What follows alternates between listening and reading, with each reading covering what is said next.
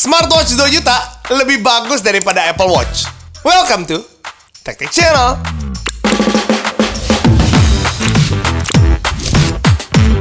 So ini dia Huawei Watch Fit 3. Smartwatch ini tuh baru banget rilis. Kemarin tuh di tanggal 21 Mei 2024. Buat harga officialnya ada di 2 juta.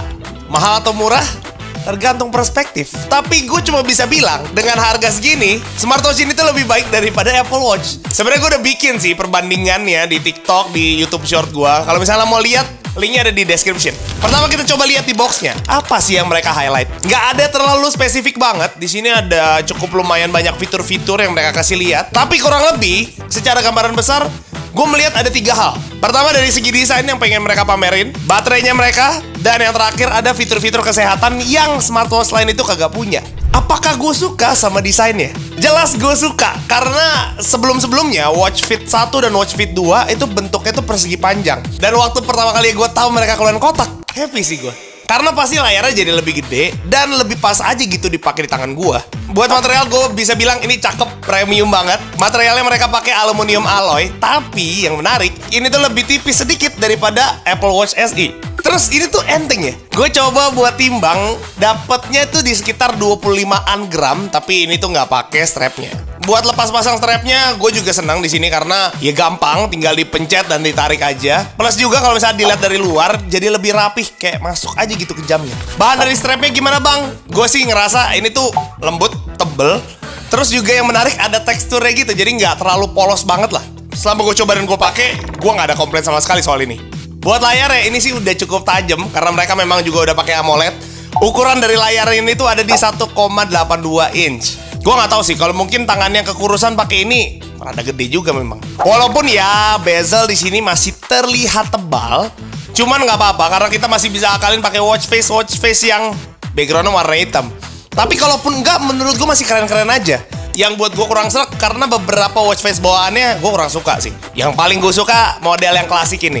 Dan di sini kita masih bisa custom lagi watch face-nya, kayak misalnya dari segi angkanya, dari warnanya, dan segala macam. Setiap watch face itu bisa di customnya beda-beda. Bahkan ada juga yang nggak bisa di custom sama sekali. Oh iya, gak cuma wallpaper statis doang, tapi ini juga bisa dipakai untuk wallpaper bergerak. Gokil sih. Kalau kalian merasa, wah ini nggak ada yang cocok sama sekali bang watch face-nya, bisa juga ngelihat watch face-nya di aplikasi mereka. Ya kelemahannya memang belum terlalu banyak pilihannya karena kan ini model baru ya. Kalau kemarin kan mereka bikin modelnya persegi panjang, jadi ya sekarang lagi penyesuaian lagi nih. Tapi ini cuma soal waktu kok. Aplikasinya apa bang yang dipakai? Ya udah pasti Huawei Health. Waktu gue konekin smartwatchnya, ini gampang banget, gak ada kendala sama sekali. Dan enaknya lagi karena ini kompatibel buat semua handphone. Beda sama Apple Watch memang. Cukup eksklusif dia. Gue kemarin sempat cari-cari dia di Play Store mereka. Ada sih aplikasinya, cuman kayaknya tuh bukan aplikasi yang bener gitu. Dan sebenarnya kita harus download itu lewat APK. Ya lebih ribet sedikit lah pasti. Cuma di settingan-settingan dalamnya nih. Nih perbedaan yang pertama tuh dari notifikasi. Kalau misalnya kita mau nyalain notifikasi, di Android itu jauh lebih detail aplikasi yang bisa kita nyalain atau matiin. Sedangkan di iPhone sesedikit ini pak. Jadi kayak ya kurang aja menurut gua. Ditambah lagi kalau lu konekin ke Android, ini bisa quick reply. Sedangkan di iPhone kagak bisa. Aduh gua kan daily drivernya iPhone ya. Buat gua kenapa nggak ada sih? Ya karena gue ngerasa fitur ini tuh sangat ngebantu gitu. Kalau gue lagi malas jawab, buka handphone cuman jawab oke atau OTW doang kan bisa langsung dari smartwatch. Cuman di iPhone juga ada kelebihan. Di sini dia ada fitur remote kamera. Kalau di Android kagak ada kan? Walaupun gue nggak tahu banget sih, ini fitur kepake itu atau enggak. Ada juga Android yang masih menang. Aduh. Jadi di sini tuh dia ada aplikasi musik ya. Di smartwatch ini tuh kita bisa masukin musik sebenarnya dan kita bisa langsung puterin di sini.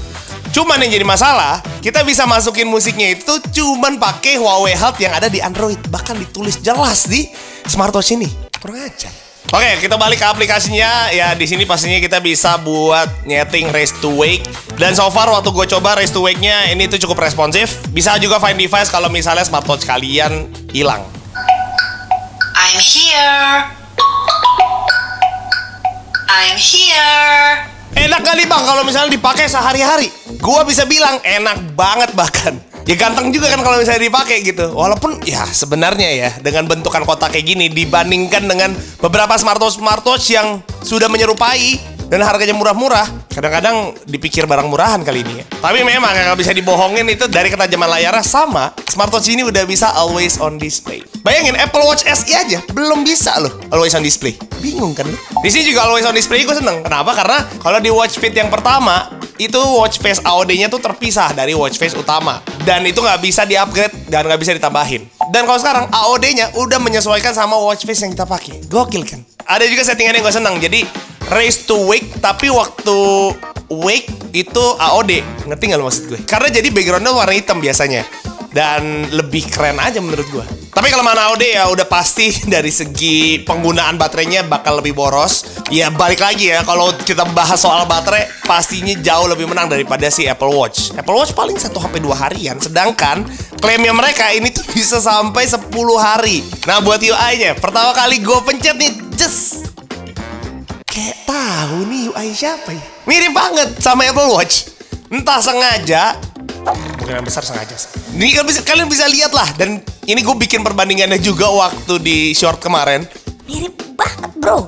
Sampai ada crown-nya seperti ini, itu juga mirip. Kita bisa gede kecilin menunya, terus kita bisa scroll-scroll. So far waktu gue nge-scroll, ya gue ngerasa ini sih smooth banget. Tapi kalau bedanya di Apple Watch biasanya cuma ada 1 tombol, kalau ini ada 2 tombol. Kalau misalnya kita buka secara default sih ini masuknya ke workout, tapi ini juga kita bisa edit-edit kok. Seperti yang tadi gue bilang, di sini tuh udah ada speakernya, otomatis smartwatch ini udah bisa dipakai buat teleponan. So ini dia kualitas speaker dari Huawei Watch Fit 3. Menurut kalian gimana? Kalau menurut gue pribadi sih ini cukup oke ya, clear dan lumayan kenceng. Kalau buat fitur-fitur normal, kayak misalnya remote music, weather, stopwatch, alarm, udah pasti aman. Tapi fitur kompasnya, ya ini ya nggak terlalu penting, tapi gue pengen bahas aja gitu.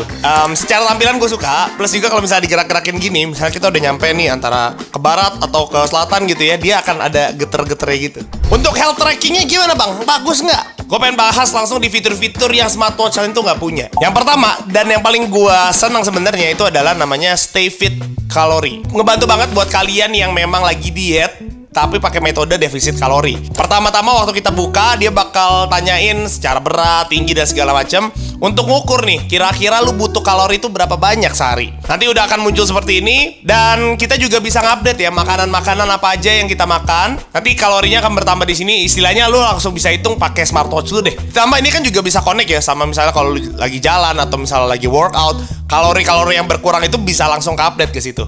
Menurut gua untuk nge-tracknya itu jauh lebih enak lagi. Selain itu ada namanya Pulse Wave Arrhythmia. Ini bukan yang baru ya. Kalau si Stay Fit ini pertama kali gue baru lihat nih di Watch Fit 3. Kalau Pulse Wave Arrhythmia ini memang udah ada, bahkan di smartband-nya pun udah ada. Ini tuh jadi kayak buat ngecek jantung kalian lah intinya.